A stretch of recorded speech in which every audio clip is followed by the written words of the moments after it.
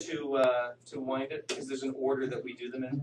It just makes it easier for how they line up for. Okay, so we're going to take that D string and we're going to first loosen it. So we're going to roll it towards us as we're looking through it here. Roll it towards you. It doesn't take much to put it enough out of tune. Now, if it's hard to turn, remember that the opposite way thinking is if I'm trying to loosen it, not only am I rolling it to me, but I'm also kind of maybe pulling it out a little bit too, right? If it's a little hard to turn, stuck.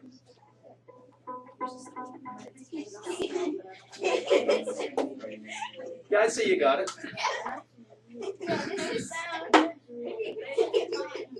You got it? All right. Here's it stuck too.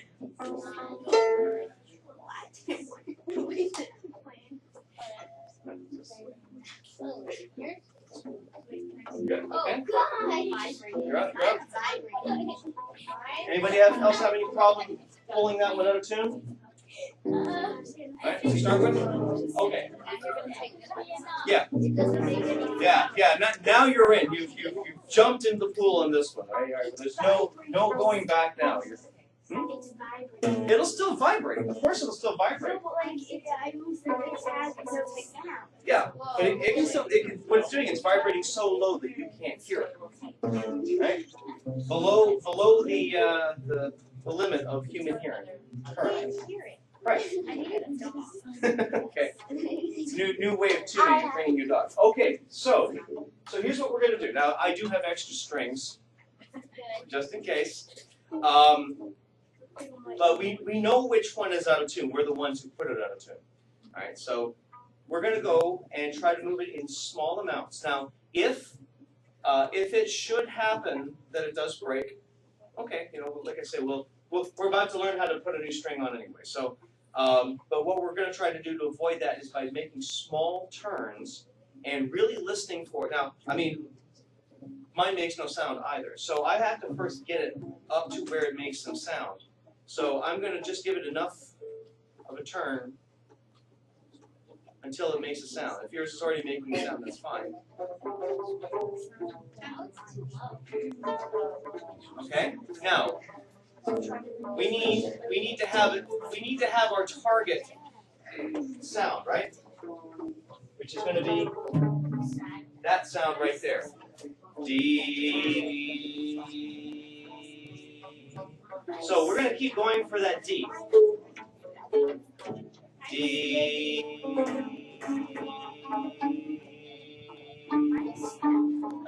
Until we reach it. If it gets close enough, then we can go to the fine tuners to finish it off.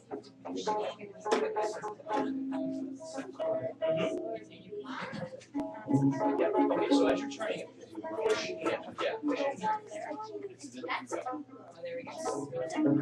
yeah, that's almost D. If you get it close, like I said, then you can always move on to the fine tuner. I think I got it. D. So that's went a little bit past, but that's okay. D. You also went a little bit past it. This is D. Oh, you went D, then you went below it again. Can you do your turn? You're fine. Let me hear yours. D. Yours, the Pegasus? Okay,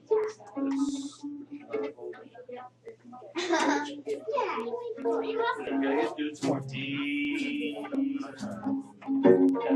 Take a good hold of it. And you want to hold it so that you can, because your throat is twisted. D. Just give it a little nudge. D.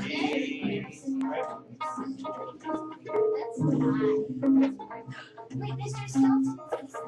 Let me get the sound in my head, because we got a lot of sounds going on here. Yeah. I in a previous school assignment, is an elementary school also, and I was tuning all the instruments at the back of the auditorium, and the band was warming up on front. Bands tend to play in keys that are different than ours, than the strings. So we might play in, let's say, A major, they're playing in B flat. So by the time I was done, even though I tried my best, all of the instruments were tuned to play with band rather than to play at the notes they were supposed to. So they were all a half of a note higher than where they're supposed to be, which would have been fine, except I had a piano playing with me. We didn't know it, and he starts up in his introduction, and then the orchestra comes in, and they're like here, and he's there, and oh boy, it's horrible. So, can you reach? Can you turn a little bit more?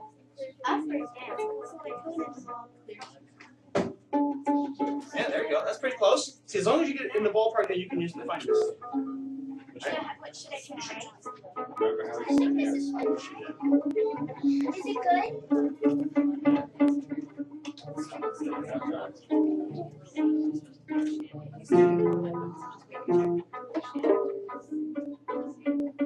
Give it another turn.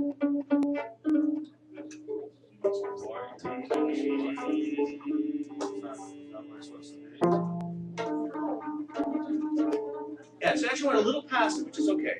If you go a little bit higher than the note, that's okay because there are ways to bring it down either with the fine tuners. There's another little trick I'll show you as well. Can you give it a little turn?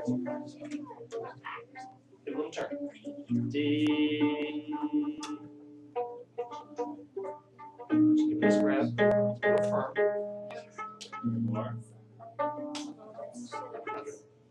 No, try the note first. Now we're close, right? Give it a turn. How's yours going, Evan? Give it a turn. Right? Away from it, right? Roll it higher. D. Yeah, you're actually a little too high. D. You're too high. D.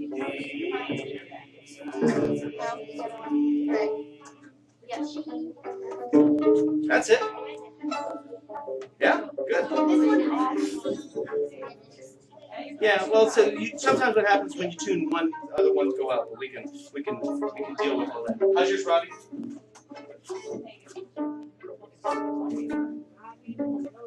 Okay, so you're low. We gotta take that a little bit more.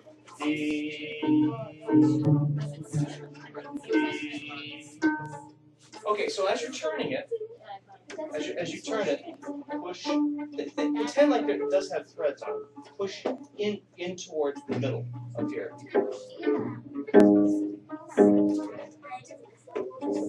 Try to put your thumb on one side, and it's like you're winding up a clock a little bit, but then push it in this direction. Okay? Yeah. Oh, of course. Yeah. And you know. Yeah. You got. And the thing is, you won't damage it by really pushing it in. The only thing that could happen is sometimes if this peg box is a little bit flexible, sometimes it will cause another peg to loosen. But it's never going to break anything. How's yours going? Close. Yeah, we can go a little bit more. Okay? Now, all of these things are done in steps, right? So, and by steps, I don't mean the musical term steps. I mean in terms of, go up a little bit, go up a little bit. And what you will find when you do the pegs, especially, the more often you do them, the easier it is to turn them. Not just because you get used to it, but also the pegs get used to being turned. If they don't get turned very often, this is why a lot of times when I'm tuning your instruments in class, I will use the pegs more often. That's what happened to me. Oh, okay. Well, this takes us to another topic. Nice segue. We'll get to that one sec. Did you do that? Yeah. She went crazy. But yeah, the more often they get turned, they kind of they work themselves into, like a nice, it's a little bit more easy turning. So it's good. It's good every so often. I mean, not to purposely put them out of tune, but it's good to from time to time visit that. Okay, and let's see. Was it the very next thing?